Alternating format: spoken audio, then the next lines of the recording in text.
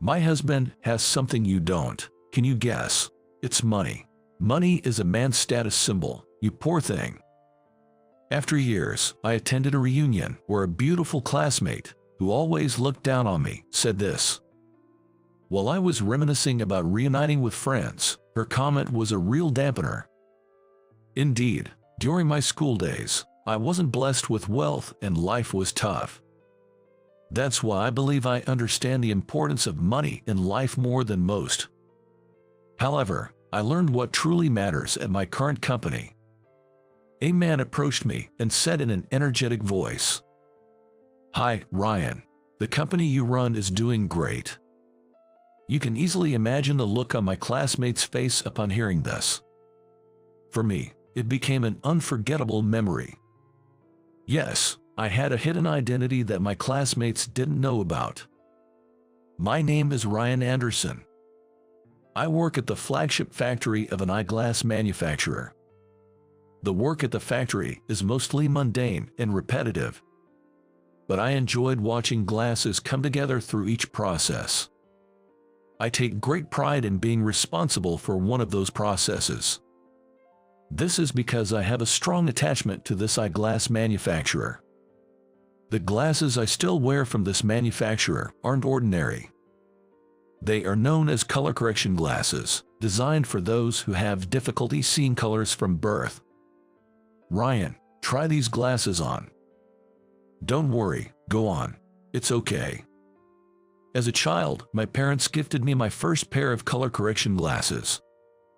Wow, what are these? They are so beautiful. The moment I put them on, the world turned vivid.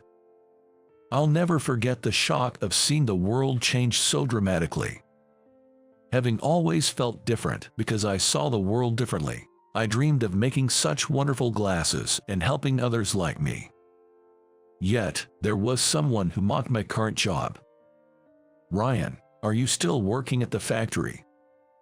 That person was Natalie. Natalie was a classmate from high school, and we used to hang out with the same group of friends. What's wrong with working at a factory? Nothing wrong, but going to college only to end up working at a glasses factory. So lame. Haha. Every time we went out drinking with mutual friends, Natalie would bring up my factory job and laugh about it without getting tired. Natalie was beautiful, but mean-spirited. Natalie, that's your problem. Humph, whatever. Look at you, acting all high and mighty just because you work at a factory. Natalie made a displeased face at my lack of enthusiasm, but the feeling was mutual. I was starting to feel somewhat stressed out whenever I encountered Natalie. Regardless of the negative comments, I am satisfied with my job. After all, I've managed to secure a position at the eyeglass manufacturer I've admired since childhood. Ryan, great work today. Alex, you too. After finishing work at the factory, Alex approached me. Alex is the son of Mr. Carter, the president of the company, and we've become close since we're about the same age. Ryan, I need some advice. Yeah, what's up? It's about my dad. There's something. Alex whispered to me, seeming hesitant. The truth is, the company's financial situation wasn't great. And it wouldn't be an exaggeration to say that the cause was Alex's father. He has become a guarantor for someone again, it seems, Alex shared. Again, after the trouble last time when the other party ran off. Yes, that's right. Ryan, could you maybe say something to him too? I don't mind, but did you say anything to Mr. Carter, Alex? Yes, I did, but you know how stubborn he can be despite his appearance. Mr. Carter is a gentle soul who trusts people easily. Moreover, once he's made up his mind about something, he's incredibly stubborn.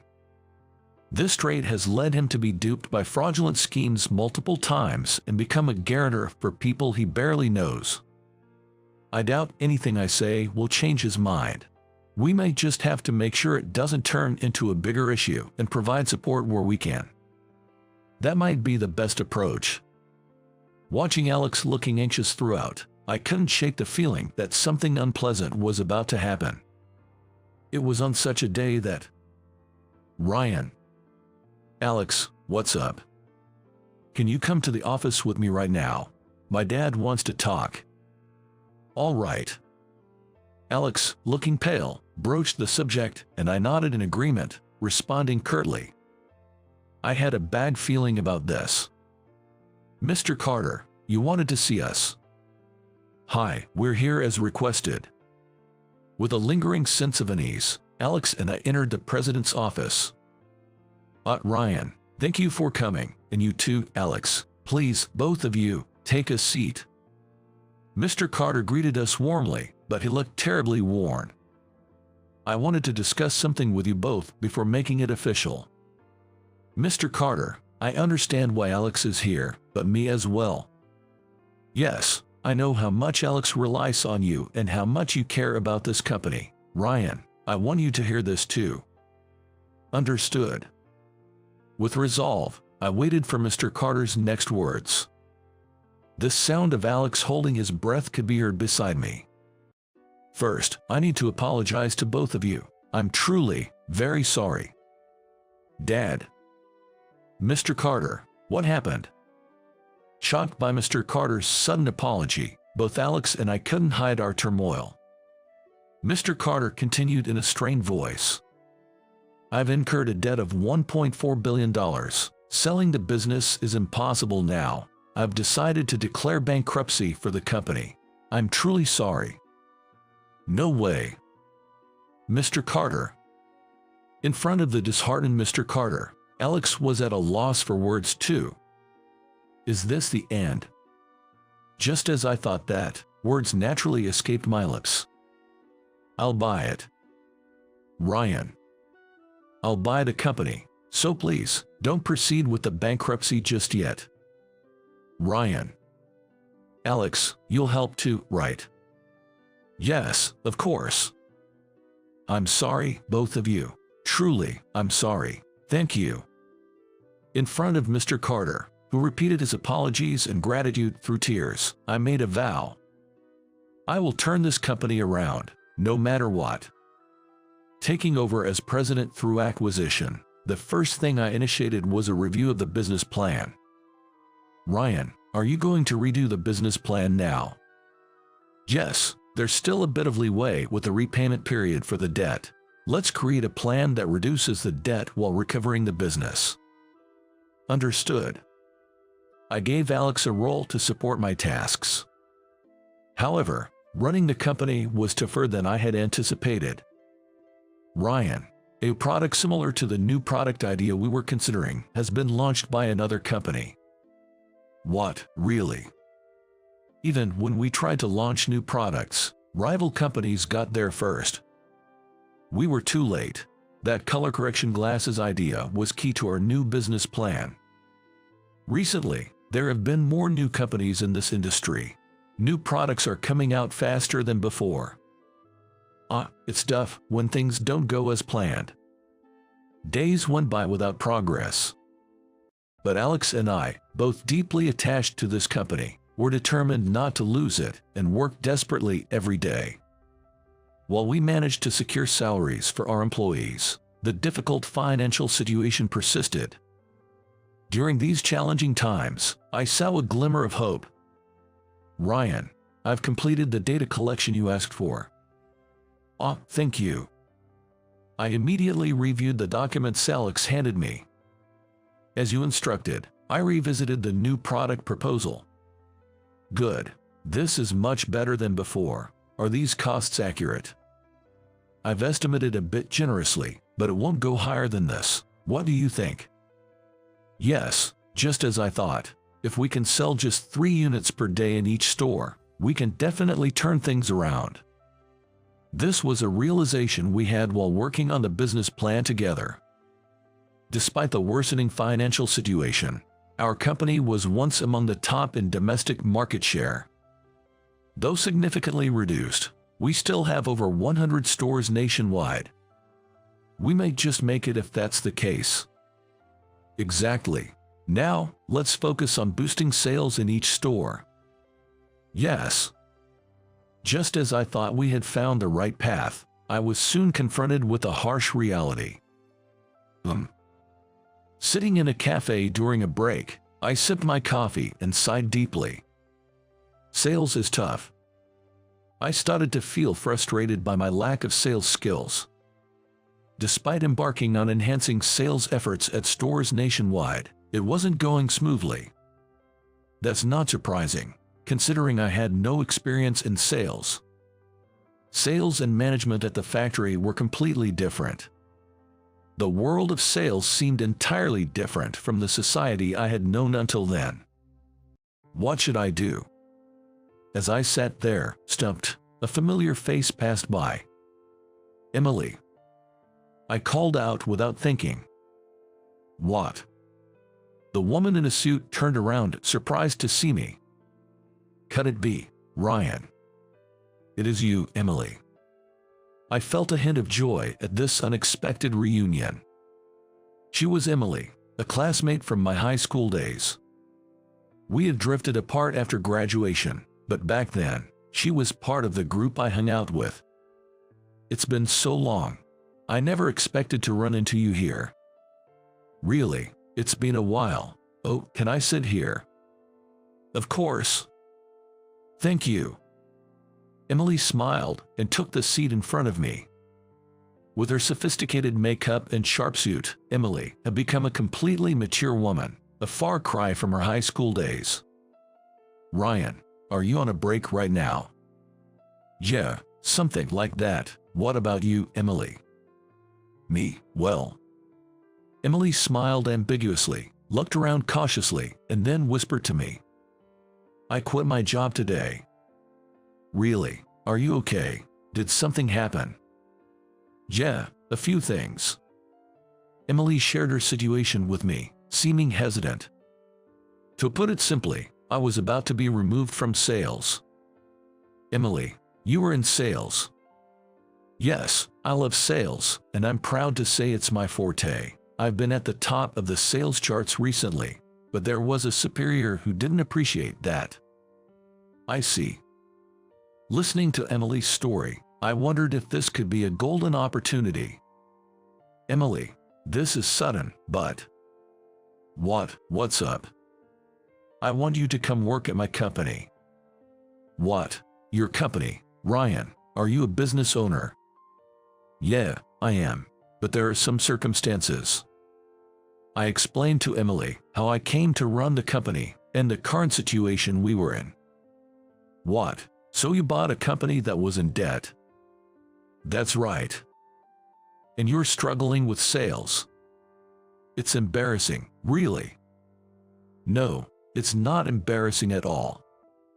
Emily, I've decided I'm going to your company. Really, Emily, are you sure? Of course, I've never been so excited about a job before. Let's turn the company around together. Leave the sales to me. Thank you, Emily. I'm truly grateful. I was deeply thankful to Emily for readily agreeing to join my company. Later on, Emily's work ethic would astonish me. To strengthen sales at each store, Emily first wanted to inspect all the stores nationwide. Boss, it's okay to book the next business trip. Didn't you just get back from a trip? Aren't you tired? You can take it easy for a bit. I'm fine, really. More than that, I don't want to miss this chance. All right, could you visit the stores in this region next? Yes. Emily, just don't overdo it, okay? Haha, thank you, Ryan. I'm off then. Emily's passion for sales was truly remarkable. Traveling across the country, she was not only engaging in new sales initiatives at each store, but also creating sales strategy manuals tailored to each region. Mr. Anderson, thanks to Emily coming from the headquarters, our store's sales have increased. That's great to hear. It looks like we'll meet our quota this month too. Thank you, I appreciate your continued efforts. The feedback from branch managers across the country, who report to me, is also positive. For Emily, sales must truly be her calling. I was once again grateful that Emily had joined our company. Since Emily came on board, the company's performance gradually improved. 3 years later, we managed to pay off the debt and finally turned the company profitable. Despite our busy schedules, I made time to invite Alex and Emily for a meal to personally thank them. They had steadfastly supported me since the company was drowning in debt, and I wanted to express my gratitude. Alex and Emily, you've both done so well. I'm counting on you moving forward. Yes, sir. Thanks to you too, Ryan. In a serene private dining room, we shared a toast. There were times I wasn't sure we'd make it, but we did. My dad was pleased too. He wants to thank you personally. I'll make sure to visit him soon. I was genuinely relieved to have good news for Mr. Carter. Next up, international expansion for our stores. I'm counting on you, Emily. Leave it to me. I'm so excited about doing sales overseas. Even after 3 years, Emily's enthusiasm for sales only seemed to grow stronger.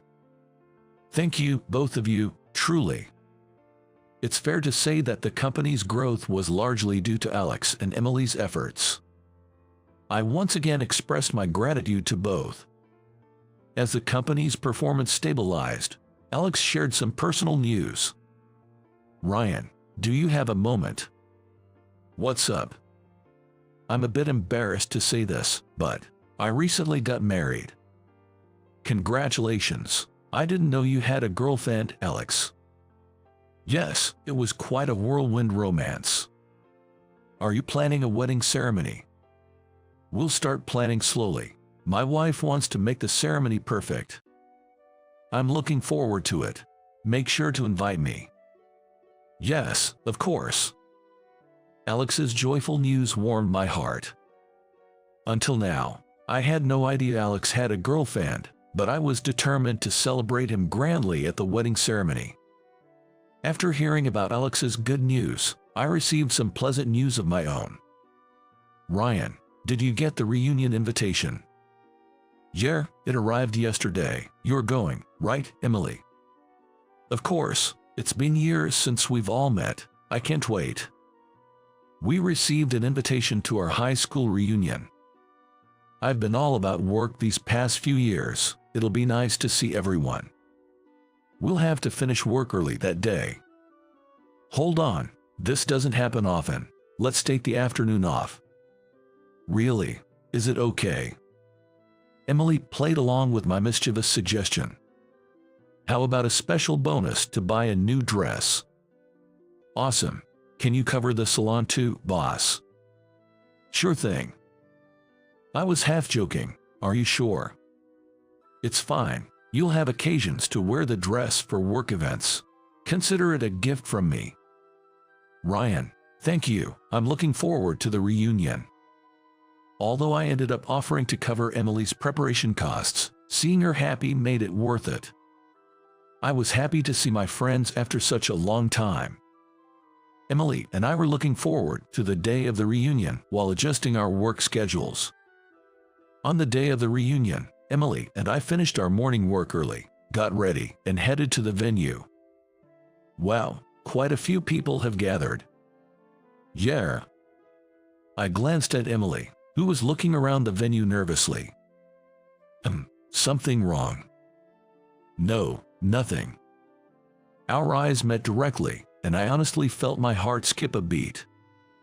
Her makeup and hairstyle were different from usual. Emily, dressed in the dress I had given her, looked incredibly attractive. The dress suits you. Thanks. We both turned away, feeling somewhat embarrassed. Just then, someone came between Emily and me. Isn't that Ryan and Emily? Wow, it's been so long. It was Natalie. I had forgotten about her. Since it was a high school reunion, it was natural for Natalie to be there. But honestly, I had hoped not to meet her. Natalie, you're here. Of course, I have something I want to announce to everyone today. Are you okay, Natalie? Natalie, who seemed drunk and was slurring her words, was supported by Emily. But Natalie continued to talk about herself, not minding her state. I got married. Really? I had no idea. Congratulations. Jup. My husband is the future president of a big corporation. That's amazing, Natalie. The wedding will be in Hawaii. I'll invite you too. Oh, but Ryan, you might not be able to afford it, right? Always making those weird glasses in that boring factory. Sorry, haha. Natalie, you've had too much to drink. Maybe you should sober up a bit. Even when drunk, Natalie didn't forget to assert her superiority. Her unpleasant personality was astounding. Whatever, you're still so boring. Come on, Natalie, let's sit over there. As Emily tried to lead the staggering Natalie to a chair, Natalie suddenly said, Hey, I know something. What is it? Natalie, with a malicious smile I had never seen before, made both Emily and me freeze. Ignoring our reactions, Natalie grinned and turned to Emily. Hey, Emily, you're good at sales, right? It's not that big of a deal. Don't be modest. Hey, did you know? I heard a rumor about you. A rumor about me? Yes, listen up, everyone. Suddenly, Natalie raised her voice. The gathered classmates turned their attention to us. Emily here is known in the sales world as a loose woman who uses her charms to sell products. How scandalous. Haha. What? No, that's not true. I don't know anything about that. Why would you say such a thing? Natalie, stop it already. I instinctively stepped between Emily and Natalie, pulling them apart. Hey, be careful. Natalie, nearly losing her balance, glared at me. Ryan, it's not true. I've never used seduction tactics like that. Amid whispers from the classmates focusing on Emily, her voice trembled with fear. It's okay, I know. I reassured Emily before turning back to face Natalie. Natalie, even if it's a joke, it's in poor taste. Apologize to Emily. What? It's none of your business. It's not about whether it's my business or not. Just apologize to Emily. Annoying, aren't you? Why so desperate? Oh, Ryan, could it be that you have to? What are you talking about? Natalie smirked at me, her expression filled with malice. Ryan, could it be that you've fallen for Emily's seductive tactics? What? Men are so simple, aren't they? A woman dressed in a dress like this is obviously trying to allure men, right? Suddenly, Natalie hugged Emily, crumpling her dress.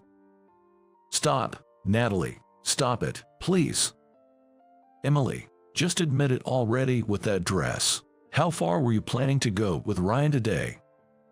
Natalie, enough is enough. Just as I was about to separate Natalie and Emily again. Natalie, I've come to pick you up. Alex appeared at the entrance, waving at us. Alex. Alex. Hey, Ryan, and Emily too. Well, so my boss was classmates with my wife. What? Wait, who what? Confused, Natalie looked back and forth between me and Alex. Alex hurried over, still waving. Sorry, my wife asked me to pick her up, but I'm a bit late. Natalie, can you walk? You're so drunk. Alex, what do you mean? Natalie. I called her name shortly. What? Natalie turned around, her face pale as if sobered up. Too bad. Your husband you brag about is my subordinate.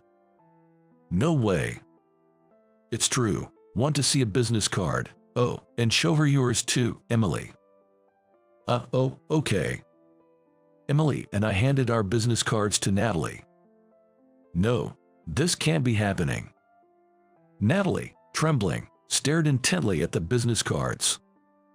Natalie, I bought the company from Alex's father, and now, both Alex and Emily work for me. Alex isn't the next president. President. That was my dad's title. I've explained this to you many times, Natalie. Did you still misunderstand? No way. Stunned, Natalie collapsed to her knees. Natalie, my company wouldn't have grown this much without Emily's help. Her sales skills are genuine. Emily would never do the indecent things you're suggesting. That's just because you don't know. Don't make baseless accusations. And remember, Alex would never display the kind of arrogance you are showing just because he's related to the president. Ryan. Suddenly, Alex timidly interjected. Did Natalie say something rude to you or Emily? Alex, I didn't do anything. It's just that everyone's a bit tipsy and getting a bit heated, that's all. Natalie, be quiet, I'm asking Ryan. Alex, with an unusually stern expression, silenced Natalie and turned back to me. Ryan, please, tell me what happened. All right. I handed my phone to Alex with a resigned look. I've been recording since Natalie started harassing us. I thought I might need it if she said something again, especially since she seemed drunk. Ryan, how dare you record without permission? That's like eavesdropping. Wait, just wait. Without letting Natalie finish, I played the recording from my phone. I can't believe this. Alex's face turned crimson as Natalie's tirade played back. Stop it, it's not true. Alex, believe me, that's not me. That's enough, Natalie, I'm disappointed in you. It's different, Alex, I was drunk. I don't remember anything. Natalie. Alex looked at Natalie, who was desperately trying to find an excuse, with a sad gaze. I can't be with someone who speaks ill of my boss, Emily, or the company my dad built. Natalie, I want a divorce. No, I don't want that, no. Natalie's scream echoed through the venue. It was some time later that Alex informed me that the divorce with Natalie was finalized. Ryan, I truly apologize for the trouble. You're too gullible, just like your father. Both of you need to be more discerning. Don't be mean. Haha, sorry. I tried to lighten the mood with a joke as Alex apologized with a serious face. But after this incident, I couldn't help wishing Alex would learn to be a bit more skeptical of people. As for Natalie, now alone after the divorce, her situation seemed quite pitiful. Her habit of trying to one-up others had accelerated after marrying Alex, driving her friends away. Natalie was dependent on Alex for her lifestyle. After the divorce, the prospects of remarriage were slim, and with virtually no career of her own, she's now struggling with part-time work. Emily, I'm sorry. For what? For that time, it must have been tough for you. It was unpleasant, but it wasn't your fault. Seeing Emily smile awkwardly, I felt something inside me burst open. Emily. Yes. I love you, please marry me. What, really? Emily's face turned bright red at my sudden proposal. And thus, a future where I would lead a happy married life with Emily was not far off.